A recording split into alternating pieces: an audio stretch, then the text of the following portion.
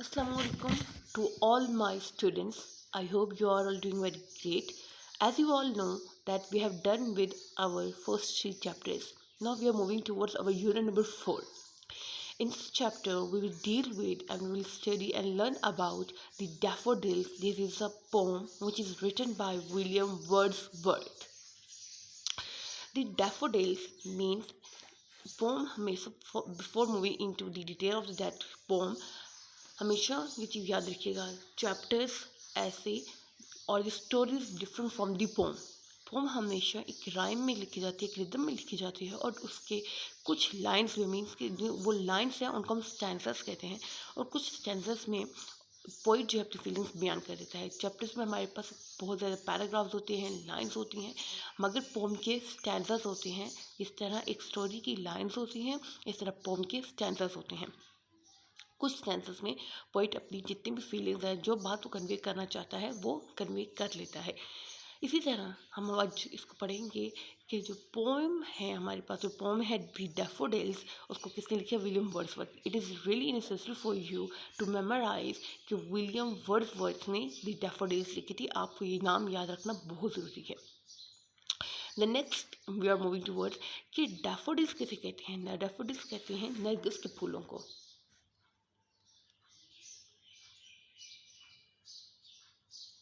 नरगिस के फूल, नरगिस के फूलों को डैफोडिल्स कहा जाता है। नाउ मैं moving towards that pre reading questions. Okay, the first question, what is nature? इस पोम में आप इस चीज़ को नोटिस करेंगे, जो पोइट है वो किस चीज़ के बारे में बार बार बात कर रहा होगा? नेचर के बारे में। तो ये पूछा जा रहा है कि नेचर कहते किसको है? नेचर वो चीज़ जो क्रिएट की गई है बाय दी क्रिएटर, अल्लाह ताला ने जो क्रिएट की है वो उस सबको नेचर कहते हैं, जिसमें हमारे पास पहाड़, ज़मीन, आसमान, फल फूल, जानवर, ये सब क्या है? ये नेचर है। अच्छा, उसके बाद what do you enjoy the beauty of nature? How do you enjoy the beauty of nature? कि आप नेचर की ब्यूटी को, जो आपके पास कुदरती नेचर में किसको कहते हैं? कुदरत, ठीक है। और जो नेचर है, कुदरती खूबसूरती है, ठीक है। कुदरती जो खूबसूरती है इसको आप कैसे इंजॉय कर सकते हैं? We all know you I know कि you can hear the voice of the birds chirping right now, ठीक है, आपको आवाज़ आ रही होगी। तो ये क्या है? ये भी नेचर की खूबसूरती है ना कि बर्ड्स जो है वो चर्पिंग कर रहे हैं, अभी चहचा रहे हैं इन द मॉर्निंग टाइम। तो दिस इज़ आ नेचर। इसके अलावा हम प्लांट्स, फ्लावर्स, इन सब को इंजॉय करके, फॉर एग्जांपल अभी हमारा स्प्रिंग सीज़न चल रहा है, आपने बहुत ज़्यादा फ्लावर्स अपने सराउंडिंग में देखे होंगे। तो आजकल हमारा ब्लॉसम क्या कह रहे हैं, सीज़न चल रहा है। इसी तरह हम लोग नेचर कैसे इंजॉय कर सकते हैं? हम पहाड़ों को देखकर, उनको से लुत्फ़अंदोज़ होकर, ग्रीनरी को देखकर, पहाड़ों को, समुद्रों को, वी कैन से इट, हम लोग नॉर्दर्न साइड पे जाते हैं कि हम जाके नेचर एंजॉय करें। तो ये सब क्या है? This is nature. हम लोग इनको मुख्तलिफ तरीक़ों से इंजॉय कर सकते हैं। फॉर एग्जाम्पल जब बारिश होती है, ठीक है, वो भी हमें बहुत अच्छी लगती है। हम उसको एक कप चाय के साथ या पकौड़े रख कर उस बारिश को गिरते हुए प्यार से देखें। This is your nature. हम लोग नेचर को डिफरेंट वे में इंजॉय कर सकते हैं। The next question is, would you like to visit a place of natural beauty? क्या आपको पसंद है किस ऐसी जगह पे विजिट करना जहाँ पे नेचर हो? जी हाँ, वी रियली लाइक। अगर हमें कोई ले जाए तो वाई नॉट।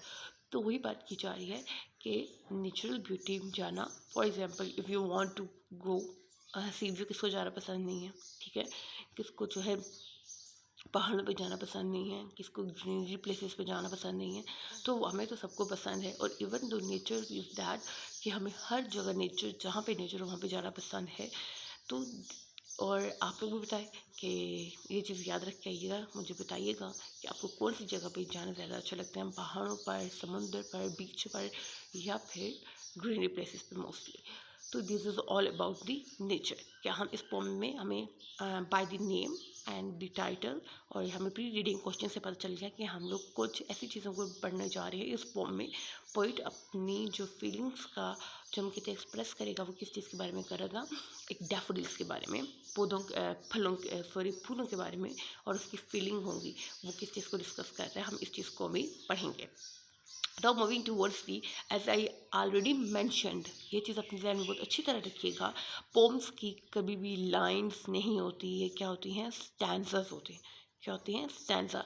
जैसे आप देख देर इज वन स्टैंजा, ठीक है, the second one, third and fourth, ये हमारे क्या हैं, दीज आर आवर स्टैंजाज। इसमें ना कोई पैराग्राफ कहते हैं हम, सिर्फ पैराग्राफ किसमें कहा जाता है, राइट, उसमें चैप्टर्स में कहा जाता है, पोम्स में हमेशा स्टैंजाज होते हैं।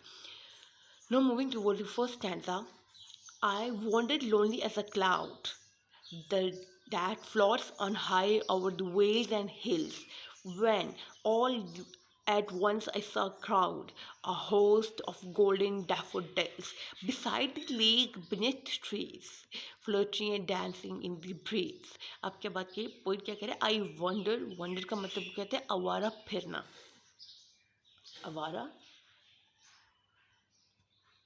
फिरना, आवारा फिरना एज अ क्लाउड, कि मैं क्या है, मैं किस तरह, मैं आवारा फिर रहा था एक बादल की तरह. So we will discuss the rest of the stanzas in your next video. Thank you so much. And one thing I really want to mention, don't forget to write 2 paragraphs on your very neat page. ठीक है, आपने बहुत अच्छे NEET page में लिख के आना है. On the topic is Eid Milan party at school. Right, 2 paragraph होने चाहिए, खुद लिखने हैं, जो आपने एक्सपीरियंस किए मिलन पार्टी पे वो लिखना है आपने. ठीक है, थैंक यू.